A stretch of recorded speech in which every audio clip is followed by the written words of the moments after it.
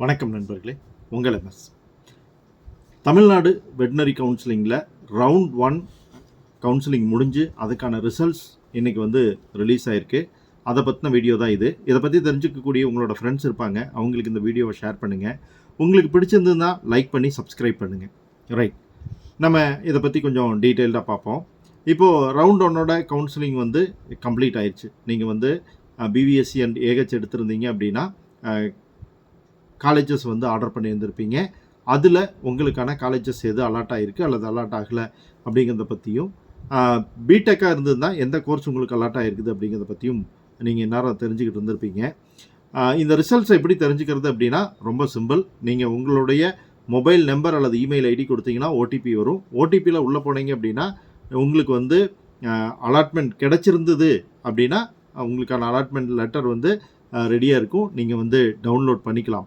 ஒருவேளை உங்களுக்கு அலாட் ஆகலைன்னா நாட் அலாட்டட் அப்படிங்கிற மெசேஜ் வந்துடும். நீங்கள் வெயிட்டிங் லிஸ்ட்டில் இருக்கீங்களா அப்படிங்கிறத செக் பண்ணி பார்த்துக்கணும். சரி, இப்போ உங்களுக்கு அலாட்மெண்ட் வந்துருச்சு.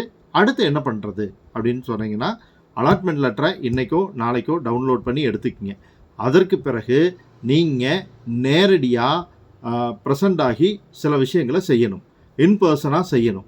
எங்கே அப்படின்னு பார்த்தீங்கன்னா, convention centre, TANUVAS, Madhavaram, milk colony, Chennai அப்படிங்கிற அட்ரஸில் நேரடியாக போகணும். எப்போ போகணும் அப்படின்னு பார்த்தீங்கன்னா, 28/7/2025 10 மணிக்கு ஆரம்பித்து 31/7/2025 5 மணி வரைக்கும் நீங்கள் போகணும். இந்த டேட் அண்ட் டைமுக்குள்ளே நீங்கள் அங்கே நேரில் ப்ரெசண்ட் ஆகலை அப்படின்னா உங்களுக்கான அட்மிஷன் கேன்சல் ஆயிரும். வெயிட்டிங் லிஸ்ட்டில் வெயிட் பண்ணிக்கிட்டு இருக்கக்கூடிய ஃப்ரெண்ட்ஸுக்கு அந்த சீட் போயிடும். ஸோ இந்த டேட் அண்ட் டைமை மறந்துடாதீங்க, நோட் பண்ணி வச்சுக்கோங்க.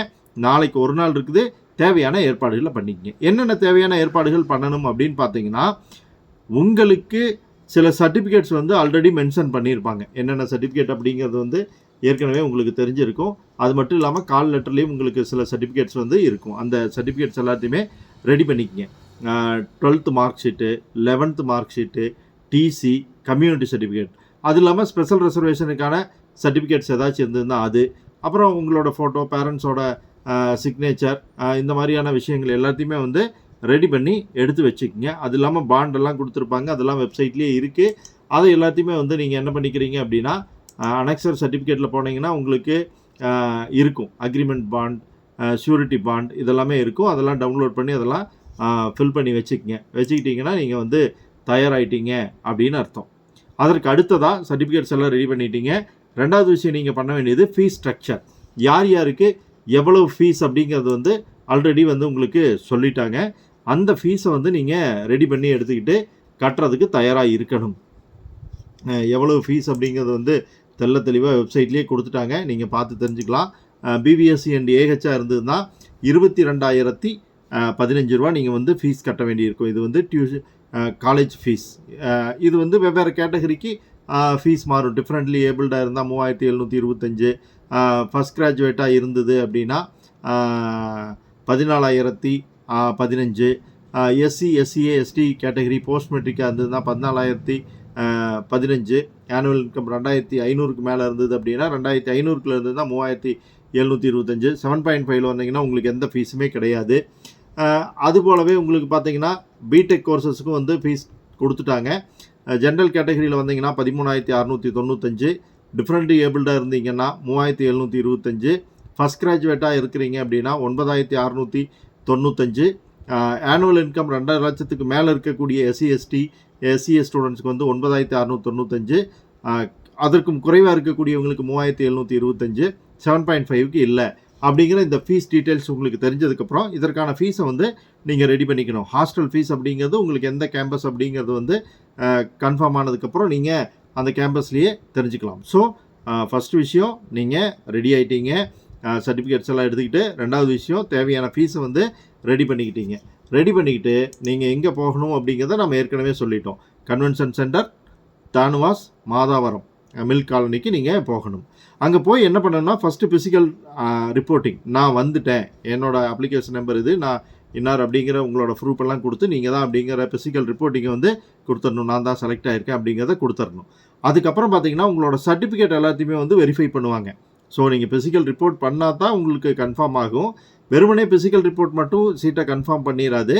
அதுக்கப்புறம் நீங்கள் சர்டிஃபிகேட் எல்லாத்தையுமே கொடுக்கணும். சர்டிஃபிகேட் எல்லாத்தையுமே வெரிஃபை பண்ணுவாங்க. ஓகே, சர்டிஃபிகேட் எல்லாம் நான் கரெக்டாக இருக்குது அப்படின்னு ஆனதுக்கப்புறம் நீங்கள் ஃபீஸை பே பண்ணணும். பே பண்ணி உங்களுடைய அட்மிஷனை கன்ஃபார்ம் பண்ணணும். அப்படி பண்ணிங்கன்னா தான் உங்களுக்கு சீட். ஸோ இதை கன்ஃபார்ம் பண்ணினதுக்கு அப்புறம் தான் உங்களுக்கு என்ன அவைலபிளாக இருக்கும் அப்படின்னு பார்த்தீங்கன்னா, அடுத்ததான கேம்பஸ் சேஞ்ச் ஆப்ஷனும் கோர்ஸ் சேஞ்ச் ஆப்ஷனும் அவைலபிளாக இருக்கும். அடுத்த இந்த ரவுண்டில் வராத ஸ்டூடெண்ட்ஸ் அல்லது எடுத்ததுக்கப்புறம் வேண்டான்னு சொல்லிட்டு போகிற ஸ்டூடெண்ட்ஸ் இருப்பாங்க. அப்போ வந்து இந்த ரவுண்டில் இருக்கக்கூடிய ஸ்டூடெண்ட்ஸுக்கு அப்வேர்ட் மூவ்மெண்ட்டுன்னு சொல்லலாம், அல்லது change of campus, change of கோர்ஸ்னு சொல்லலாம். ஸோ அதில் ஏதோ ஒன்று வந்து உங்களுக்கு நடக்கிறதுக்கான வாய்ப்பு இருக்குது. ஃபஸ்ட்டு ப்ரிஃபரன்ஸே கிடைச்சவங்களுக்கு அந்த வாய்ப்பு இல்லைங்கிறத மட்டும் ஞாபகத்தில் வச்சுக்கோங்க. ஸோ அதுக்கான வாய்ப்பு உங்களுக்கு ஏற்படும். சரி, இப்போது இதை பே பண்ணிட்டு வந்துட்டீங்க.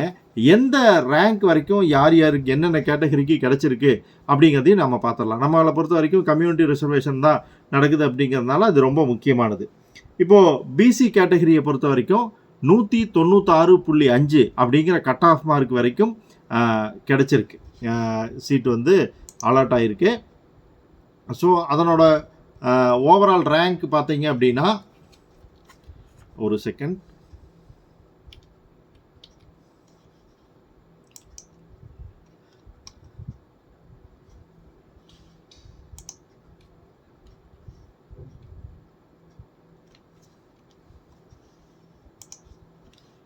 பிசி கேட்டகரியோட ஓவரால் ரேங்க் பார்த்தீங்க அப்படின்னா 196.5க்கு கிடச்சிருக்கு. 669வது ரேங்க் வரைக்கும் கிடச்சிருக்கு. அடுத்தது பார்த்தீங்க அப்படின்னா பிசிஎம் கேட்டகரி.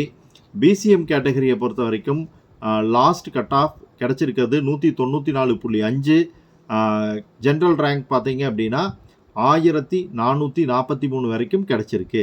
உங்களோட கம்யூனிட்டி ரேங்க் அதுக்கு நேராக என்னவா இருக்குது அப்படிங்கிறத நீங்கள் செக் பண்ணி பார்த்துக்கலாம். அதே போல் எஸ்டி கேட்டகரிக்கு பார்த்தீங்கன்னா 192 வரைக்கும் கிடச்சிருக்கு. 2304வது ரேங்க் வரைக்கும் வந்திருக்கு. எஸ்சிஏக்கு 193 வரைக்கும் வந்திருக்கு. 2117 வரைக்கும். எஸ்சி கேட்டகரியை பொறுத்த வரைக்கும் எடுத்துக்கிட்டிங்க அப்படின்னா 196 கட் ஆஃப் மார்க்காக இருக்குது. ரேங்க் 769 வரைக்கும் வந்திருக்கு. எம்பிசியை பொறுத்த வரைக்கும் ஜஸ்ட் அ செகண்ட், 197 460 ரேங்க் வரைக்கும் வந்திருக்கு ஜென்ரல் ரேங்க். இதுக்கு கீழே இருக்கக்கூடியவங்களுக்கு கிடைக்குமா அப்படின்னு கேட்டால் இன்னும் கொஞ்சம் பேர்த்துக்கு வந்து வாய்ப்புகள் இருக்குது. ரவுண்ட் 1, ரவுண்ட் 2, ரவுண்ட் 3, ரவுண்ட் 4னு இந்த கவுன்சிலிங் போய்கிட்டே இருக்கும். ஸோ அந்த அடிப்படையில் பார்த்தா இன்னும் கொஞ்சம் பேர்த்துக்கு வாய்ப்பு இருக்குது. வெயிட்டிங் லிஸ்ட் வந்து ஆல்ரெடி இஷ்யூ பண்ணியிருக்காங்க.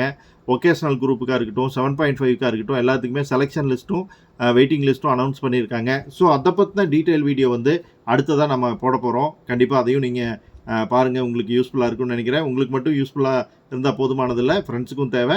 அவங்களுக்கும் வீடியோவை ஷேர் பண்ணுங்கள். மறக்காமல் லைக் பண்ணி சப்போர்ட் பண்ணுங்கள். Bye friends.